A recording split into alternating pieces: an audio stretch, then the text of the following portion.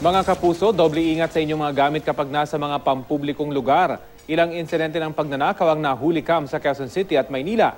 Balita hatid ni Cesar Apolinario, exclusive. Yung sinasabi mo mga nagtitinda, nandyan dapat. Kapansin-pansin ang lalaking ito na palingalinga habang papalapit sa bisikletang nakapark.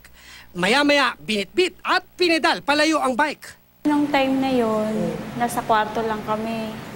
Tapos yung stepfather ko, may ginagawa sa kusina. Walang safety device, kaya nakita niya yan, bigla siya kumaliwa. Pero ang lakas na loob kasi may mga tao sa gilid.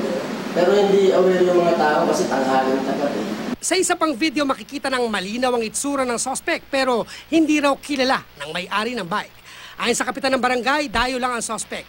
Nitong nakaraang linggo lang, na-i-blotter din sa barangay ang pagnanakaw naman sa isa pang bisikleta na may halagang 40,000 pesos. Hindi pa rin nahuhuli ang suspect. Sinisecure nila yung mga gamit nila. Katulad nun, lagyan sana nilang kadena. Tanghaling tapat din sa loob naman ng computer shop sa Balik-Balik, Maynila, na nakawan ng bag ang 17 taong gulang na estudyante na si Aris. Di niya tunay na pangalan. Habang abala si Aris sa computer, naging abala rin pala ang kamay ng suspect sa kanyang bag.